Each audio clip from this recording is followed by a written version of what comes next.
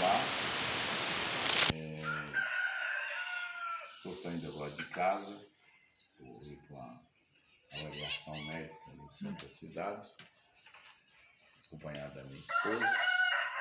Estou saindo do meu estúdio sala e vou entrar no meu estúdio K C3 2014. Talvez seja este ano a última consulta médica que eu vou fazer com a excelentíssima doutora Fátima. Ela cuida do meu fígado, dos outros órgãos internos, e eu vou fazer uma avaliação com ela hoje. E já estou caminhando para a cidade. Estou falando com vocês até que a minha esposa traz um estúdio, meu estúdio móvel. Daí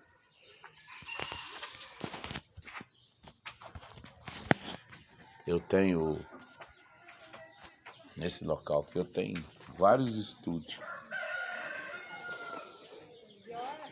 Tem um estúdio quintal, lá no meu quintal, onde já focalizei algumas vezes. Agora eu estou saindo da minha casa, no meu portão, né? Vou, como falei, vou lá no centro da cidade de Santa Rita do Sapucaí, cuidar de algumas coisas, também fazer uma avaliação médica e por assim adiante. E hoje, como nós conversamos ontem, eu quero falar hoje a respeito das festas pagãs, tradições pagãs e coisas que às vezes o homem, a mulher, eles observam, convivem, vivem. Entanto, muitos saem e entram nesta vida sem compreender exatamente o porquê da sua existência. Porque tudo tem um porquê. Desde a pequena formiga até os grandes animais, as grandes edificações, os grandes homens, as grandes mulheres, os grandes sinais. Enfim, todas as coisas têm o seu porquê. Vamos ver que até a formiga, fala-se nela no grande livro, o grande rei, né? Vamos dizer ali em Provérbios, vai ter com a formiga uma exortação, né? Que o grande rei Salomão fez essa observação. E se a gente observar, todas as coisas têm um sentido e tem um porquê. E assim também é o homem. O homem, às vezes, como vocês podem observar, eu já estou no interior do meu C3 da Citroën, que Deus preparou para mim. Eu vou numa cidade com ele. Mas como nós estávamos falando, às vezes eu observo um homem muito estudado, mas que não chega a concluir a sua tese dos estudos dele, e a sua visão às vezes é muito tênua diante da grandeza da natureza, né? Como eu tenho observado, estudado a biografia de grandes homens dos quais eu admiro desde o nômade, dos ciganos, do homem antigo, ao homem da atualidade, contemporânea. O que eu tenho observado, irmãos, é que muitas vezes tem homens que ele não tem grande conhecimento científico, mas se nós observar ele, nós vamos ver que ele é um homem sábio, a sua maneira de viver, seu comportamento. Enquanto às vezes você vê muitos homens pomposos. Já põe um dos pendrives para mim. E que o comportamento dele, analiticamente falando, às vezes não é tanto assim conforme o conhecimento literário e da ciência do qual ele se põe a estudar e às vezes até divulgar. Mas, então, respeitar a opinião de cada um, observar cada um. Eu uso a palavra daquele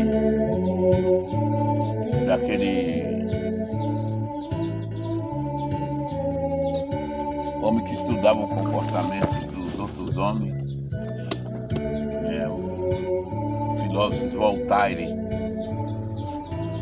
Ele observei os homens e os digo: pensai vós por vós mesmos. Mas um homem, como foi aquele grande estadista americano, destacando aqui três que eu admiro muito: o Abraham Lincoln,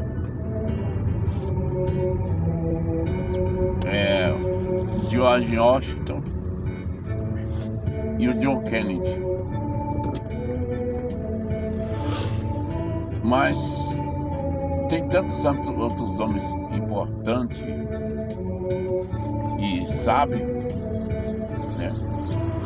Aqui mesmo no nosso jovem país, Brasil, passaram muitos homens sábios por aqui. E o homem não se mede a sabedoria dele pela letra, mas sim pelo o comportamento, eu acho, e pelo jeito dele que ele tem de encarar a vida. Porque é como dizia o grande sábio: um pouquinho de fermento leveda toda a farinha, e um pouco de astúcia às vezes estraga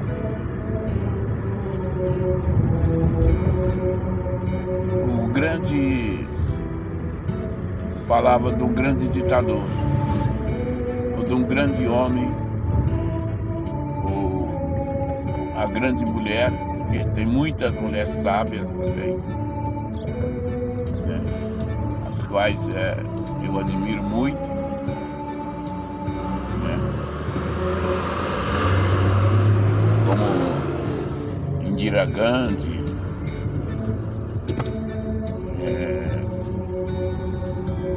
Betseba, e se for que citar aqui, nós vamos longe, né?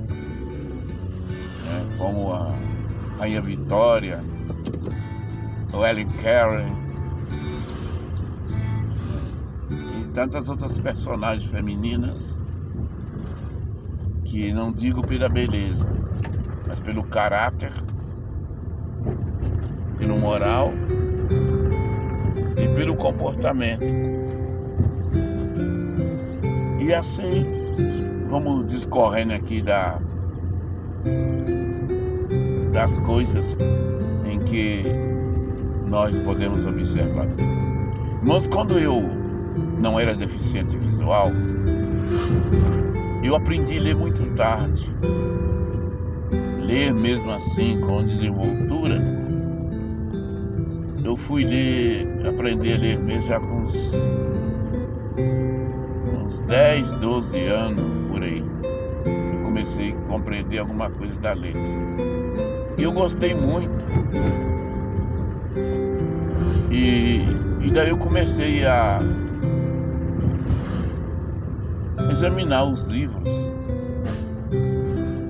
Um dos primeiros livros que eu tive acesso a ele foi um livro que eu ganhei dos Gideões Internacionais, quando eu estudava lá na pequena cidade de Caratinga, num distrito chamado Dom Lara, um bairro rural que a gente morou.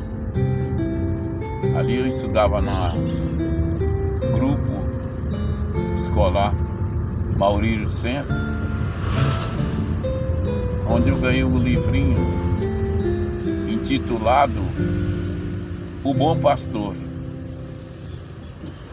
E eu lendo aquele livro eu compreendi que ele falava de um homem, João o Batista. E João o Evangelista, que escreveu aquele nome, destacou muito sobre a verdade. E dali eu peguei gosto pela literatura e tive o desejo de ser como João. Eu não cheguei, nunca vou chegar a comparar, até mesmo assemelhar um homem como foi João Batista. Diz as Escrituras, pelo próprio grande mestre Jesus, que dos homens nascidos de mulher, não teve nenhum maior do que João. Mas o Senhor diz ali, mas o que é menor no reino do céu é maior do que ele. E lendo, irmãos, a Escritura, eu tentei compreender de quem era o menor. O Senhor Jesus falava. E um dia eu achei um versículo na Bíblia que eu acho que ele falava de si mesmo. Porque na epístola do apóstolo São Paulo, tem uma das epístolas que ele fala que o Senhor Jesus, ele não teve por vaidade ser igual a Deus. Mas mesmo sendo filho de Deus, ele não considerou. E ele mesmo não se vangloriou de ser.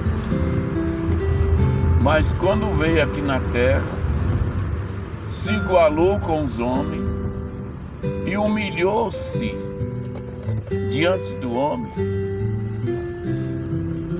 E ele mesmo falou que vocês me chamam de mestre, e eu sou.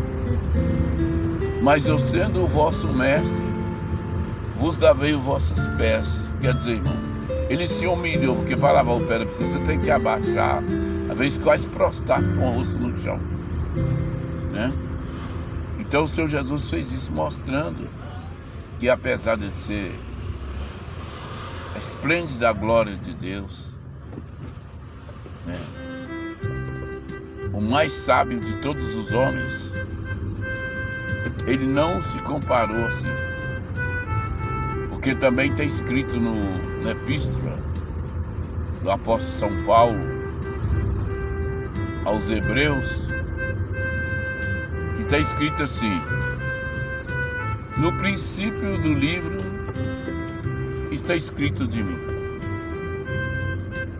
mas agora tira o primeiro e estabelece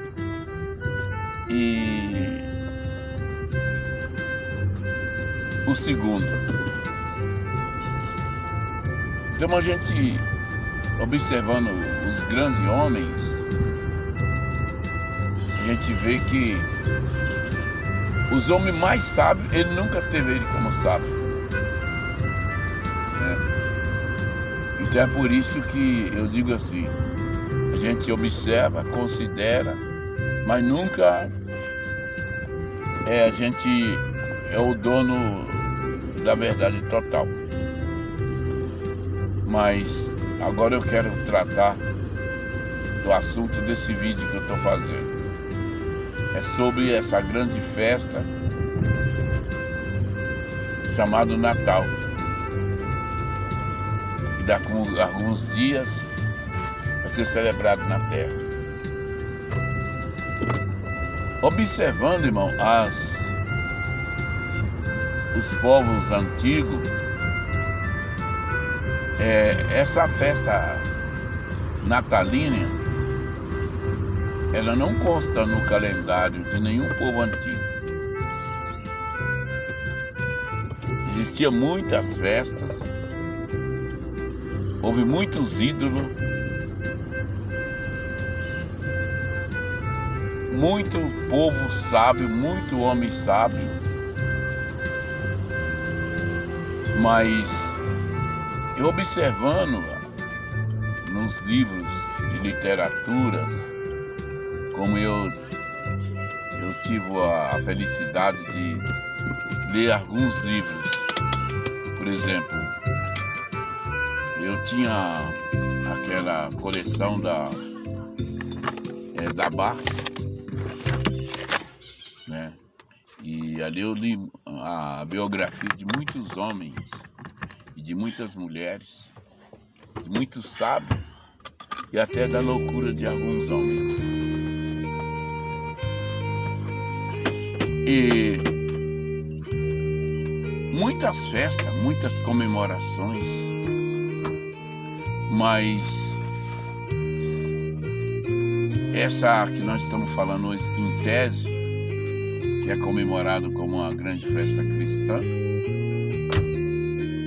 mas na sua época, na época do Senhor Jesus, já existia grandes festas pagãs, houve grandes ídolos, tanto em tamanho estatuária, como ídolos famosos. Mas a gente observando, irmãos, que a idolatria,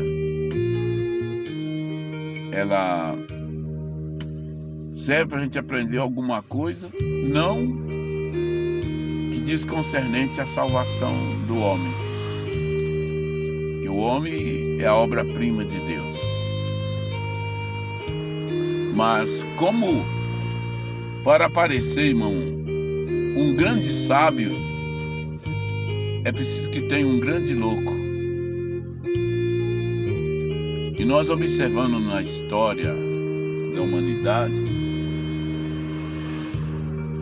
e eu vou me conter aqui nas histórias dos povos pagãos.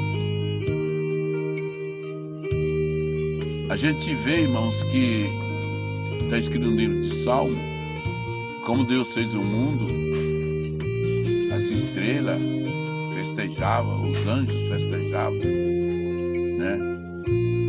Mas logo está escrito que houve um grande sinal no céu.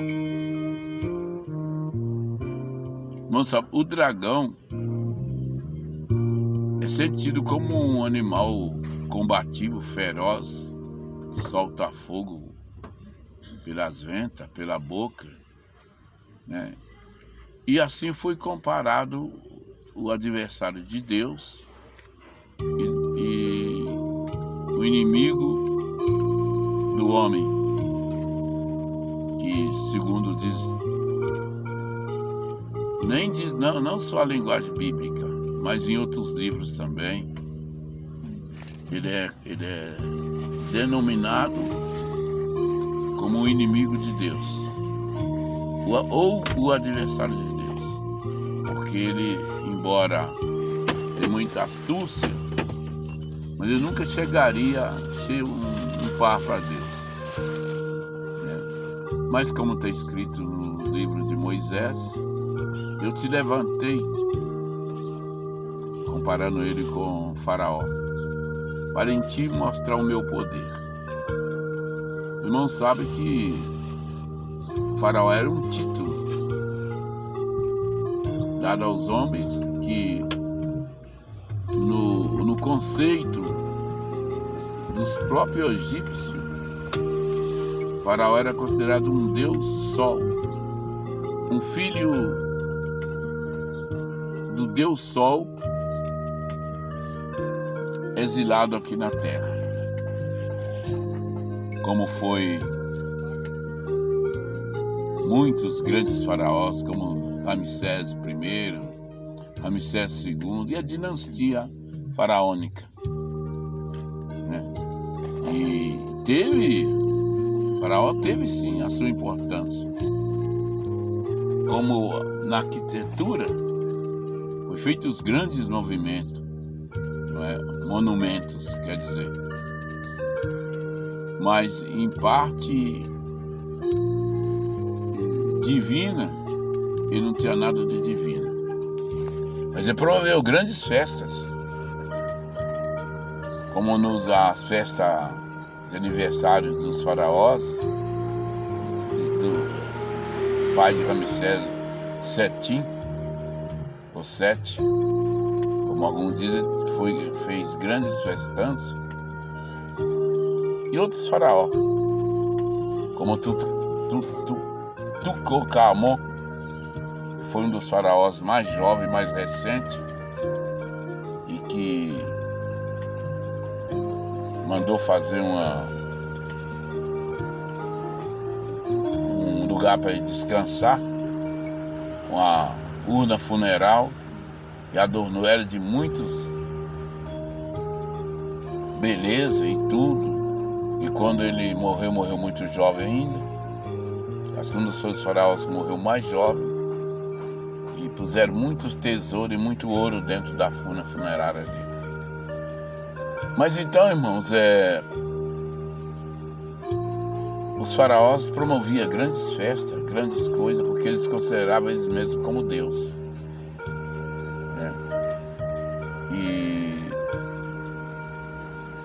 Mas uma festa que me chamou muita atenção no passado foi quando o povo de Israel, logo que saiu do Egito, estava livre depois que passou o Mar Vermelho. Não pode ver ali em Gênesis 15, 14 em diante, né, que quando Moisés subiu no monte para encontrar com Deus, e Deus estava ditando para ele, escrevendo nas tábuas de pedra as codices que seria depois os pergaminhos, e que depois viraria as tábuas da lei judaica, né? E como Moisés demorou um pouco para descer do monte, o adversário logo já tomou daqueles remanescentes que tinha permanecido do meio do povo judeu, que vieram com o povo judeu do Egito, já puseram na cabeça dos principais israelitas daquele tempo que Moisés tinha sumido, lembra que tinha morrido. Então vamos fazer um ídolo que vai na nossa frente. E vejamos bem, irmãos, tantas personalidades que já tinha tido no mundo, eles fizeram um bezerro de ouro, né? E ali se alegraram nas suas próprias concupiscências, nas suas vaidades de homem nécio, e comemorava diante de um Deus que havia feito um feito inédito, fazer eles passar no meio do Mar Vermelho, né? E sem uso de maquinário, sem uso de nenhum artifício científico, o mar se abriu. A ciência tem debruçado muito a respeito disso aí, mas não encontrou uma explicação lógica para o efeito do mar ter aberto, né? Mas nós sabemos que a ciência do homem, para Deus é loucura, como os homens sábios considera que a ciência de Deus não é bem a ciência de Deus. Como Deus também não considera a ciência do homem como a ciência perfeita, que diz assim, no livro do Provérbio: Deus pega o sábio na sua própria astúcia, né? Que assim como o homem não considerou a sabedoria de Deus como a real sabedoria, assim Deus também não escolheu entre os homens sábios os seus escolhidos e os seus prediletos, né? Como nós podemos ver nas histórias da humanidade, teve grandes homens que não eram judeus e que não eram cristãos, né? E muito deles era sereno, não era precipitado. Mas, irmãos, é aquele caso, o homem ficou sujeito à vaidade. E é isso que acontece, né? E o próprio Moisés, tido como um dos homens mais sábios e como um dos homens mais calmos, né? Porque se conhece o homem pela paciência e pelo senso que ele tem das coisas, e que respeite o ponto de visão de outro homem. Mas nem sempre nós podemos, irmãos, ignorar uma coisa, que o homem nunca chegou e nunca chegará à perfeição, porque todos os homens, observando, todos teve algum momento de loucura na vida deles, algum momento de insensatez. Quando eu digo homem, eu digo os homens e as mulheres também. Mas só teve um homem que todos há de concordar que ele foi assim porque ele era perfeito. Ele não se considerava o dono da verdade, nem o maior entre os homens, né? Está escrito que foi feito um pouco menor do que os anjos, por causa da paixão de cruz que ele havia de suportar. Esse homem, todo mundo já sabe, é nosso Senhor Jesus Cristo. Mas o Senhor Jesus, para mostrar a sua própria sabedoria, como Filho de Deus, perfeito em tudo, ele aceitou, deixou que os homens andassem nos seus próprios caminhos, nos seus próprios conceitos, na sua própria sabedoria. Mas ele mesmo mostrou para os homens, não só com palavras, mas com atos, como que era o homem que Deus elegeria, né? Então ele, no meio de todos os homens daquele tempo, que já tinha um homem muito sábio, ele não foi nascer na família dos grandes reis, como no palácio de César, nem nos príncipes romanos, né? E nem mesmo no grande rei que existia na sua época, no primeiro século, né? Que foi o Herodes o Grande. Mas o Senhor Jesus mostrou,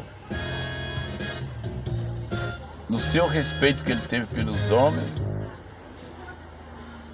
pelas suas palavras, que nunca houve e nunca jamais haverá uma pessoa comparável a ele.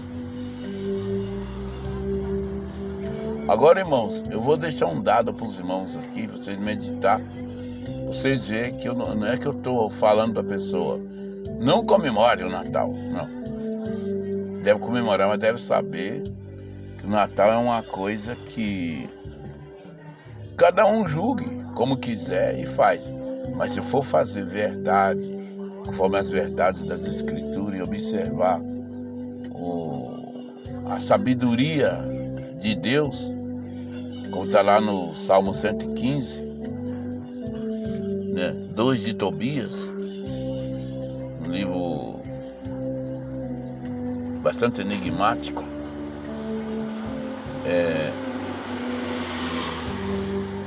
que o Natal não seria a grande festa de todos os tempos. Já teve festas muito mais suntuosas, muito mais assim avultosas, tanto em comida e bebida, do que o Natal. Já teve algumas festividades no tempo do passado de durar até mês de festividade. Aquele Nabucodonosor, ele fez uma estátua no campo de Durã. Aquele ídolo que ele fez ali, que parecia com ele mesmo, que era do deus Nabuco, ele gastou tanto com aquele ídolo, para fazer aquele ídolo. Ele tinha, como está escrito no livro de Daniel, né? Ele era muito alto, muito grande e feito de ouro. Então ele era tão maravilhoso, tanto em matéria que foi feito, como em grandiosidade de estatura, de altura. Segundo consta, ele dominava o lugar que ele foi, ele era o mais alto monumento que tinha naquele lugar, mais alto que as árvores e tudo. Então, irmãos, e ali, irmão, vê, o adversário, ele tomou a mente daquele homem para fazer aquilo ali, para mostrar a grandeza dele. Mas, irmãos, vê que, na verdade, o intuito que o adversário tinha por trás do ídolo Nabuco era confundir os 4 homens de Deus que existiam no Império da Babilônia. Era o império, irmão, na época, o império famoso. E quem eram esses homens? Era Daniel, que era considerado um homem sábio, mas ele tinha mais 3 amigos dele, de convivência, da mesma nação, que era Sadraque, Mesaque e Abednego. Irmãos, vê que depois que o faraó não conseguiu aniquilar esses homens, acabou a festa. Então o adversário muitas vezes faz muita coisa, irmão, só para pegar, às vezes, um servo de Deus, uma serva de Deus, às vezes tem grandes revoluções, às vezes para pegar um rei, uma pessoa justa, uma pessoa que no meio da geração que ele vive, não vou dizer que ele seja um cristão, um religioso, às vezes simplesmente um homem de grande saber e de grande comportamento e de grande caráter. Mas todos esses homens, e todos sem exceção, personificaram algo, e a perfeição deles todos está na pessoa bendita de nosso Senhor Jesus Cristo. Mas então vê, alguém diga que adoraram o menino Jesus. Nas histórias judaicas existiam várias festividades, como a festa das cabanas, da Páscoa, no Pentecoste, já no tempo do Império Grego, e tudo. Só que os judeus tinham um costume seguinte: quando uma mulher ganhava neném, se ela ganhasse menino homem, ela era impura até o 7º dia. E se fosse menina, ela era impura até os 14 dias. E depois da impureza, ela se lavava, tomava banho, colocava roupa limpa, e ela podia entrar no templo, né? Até onde era permitido que as mulheres judias pudessem entrar. Mas então vamos ver a contradição. Como que Maria então tinha ganhado Jesus e logo no dia do nascimento o judeu iria adorar ela? Não iria, porque pela tradição deles, como Maria não era considerada santa para eles, nem Jesus como filho de Deus, jamais ele iria adorar uma mulher que estava naquele estado. Isso eu digo, não, irmão, que eu considerava ela imunda. Não, ela era uma santa. Mas por causa de ter ganhado o neném, e eles não consideravam que Jesus era filho de Deus, então jamais o judeu ia adorar Maria. E nem Jesus. E reverenciar José, que era um carpinteiro. Certo? Então aí eu deixo essa parte aí para vocês meditarem na grande contradição.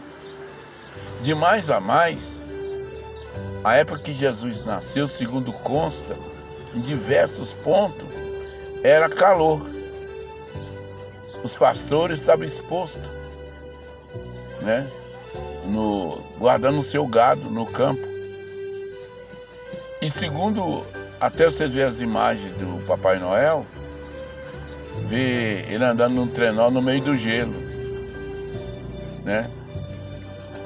E noite gelada, como ali parece as árvores cobertas de neve, de gelo, os pastores não estariam no campo, mas estariam dentro de um redil ou de algum abrigo para guardar suas ovelhas, né?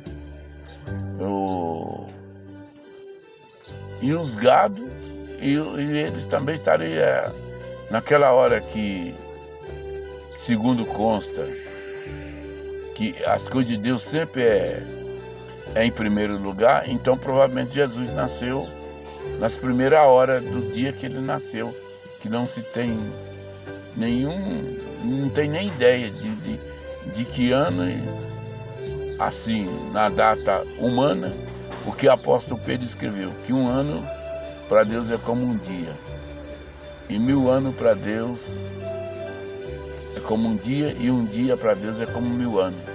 Então, na contagem divina e humana não tem como assimilar, né? E Jesus sendo o unigênito Filho de Deus, ele não ia permitir, Deus não iria permitir que fizesse do filho dele uma idolatria. Então, por aí os irmãos imaginam, né? E tinha muitas tradições que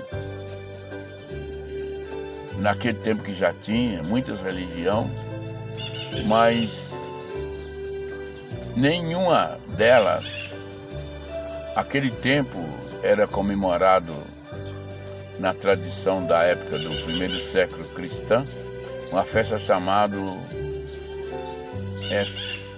tornar-lhe de acordo com a língua de cada um e da leitura, que era do dia, depois do dia 20 até o dia 24. Por que Saturnália? Porque é o tempo que o Saturno, segundo eles,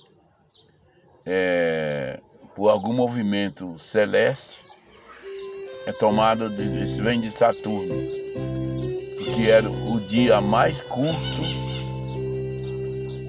da Terra, em horas, que era o dia do nascimento do Sol. Então, como o povo naquele tempo adorava o Deus Sol, então eles adoravam o Deus Sol do dia 1º ao 6º dia daquele mês. E depois na festa cristã incorporou essa festa de Saturnália, a festa que aquele bispo do terceiro século instituiu o Natal. Que, embora vocês já vejam, não tem nada a ver. Porque o Nicolau, de Miriam, ou Miriam, como pronunciar cada um, ele nem sequer viveu no tempo de Jesus Cristo. Todos os Nicolau que eu lia na denominação dos papas que tornou-se Nicolau, nenhum deles viveu na época de Jesus Cristo. O mais próximo de Jesus Cristo, ele viveu na época do terceiro século ao quarto século depois que o Senhor Jesus tinha passado pela terra. Certo? Então, não tem muito fundamento. Nós vamos deixar por aqui, senão vai ficar muito longo. Tá bom? Então, até o próximo vídeo. Ficam todos com a santa paz de Deus. Medita nessas coisas, nessas palavras, naquilo que vocês têm conhecimento. E, como diz o apóstolo Paulo, cada um julgue a si mesmo. E coloque dentro da palavra de Deus e vê se vocês acham alguma coisa que pode dizer, não, isso aqui é verdade mesmo. Isso aqui era uma festa judaica, porque Jesus Cristo era judeu. José era descendente de Davi o Belamita, que era de Belém. Por isso que José estava ali naquela região, quando Maria sentiu que chegou a hora de dar luz do seu filho. Então Jesus era Belamita, como Davi era Belamita, né? Mas essas coisas, irmão, diante de Deus, não significa muita coisa, né? Então vamos conter nessa parte aí. Depois no próximo vídeo nós falaremos de outras contradição e tradição. Tá bom? Então se inscreva no canal. Se você achar digno de divulgar esse vídeo para esclarecimento, para que as pessoas possam cada um meditar naquilo que se considera que é certo e que é correto. Não estou dizendo aqui que nem vou condenar e nem vou absolver. Cada um, como diz a palavra de Deus, põe diante de Deus segundo o que ele achar que é correto, né? E assim vamos ficando por aqui. Deus abençoe a todos. Um bom dia para todos. E daqui a pouco eu vou sair do meu Stuttgart C3 para mim passar com a médica que vai me consultar. Até o próximo vídeo. Deus abençoe. Se inscreva, divulgue e considere, tá? Fique com Deus. Dá o seu like, o seu joinha. E lembre-se bem de uma coisa: esse canal não é monetizado. Isso quer dizer, ele não é feito a fim de ganhar dinheiro, vantagem monetária. Simplesmente para divulgação, esclarecimento e principalmente na divulgação do Santo Evangelho e da sã doutrina de nosso Senhor Jesus Cristo. A paz de Deus com todos os que me ouvem.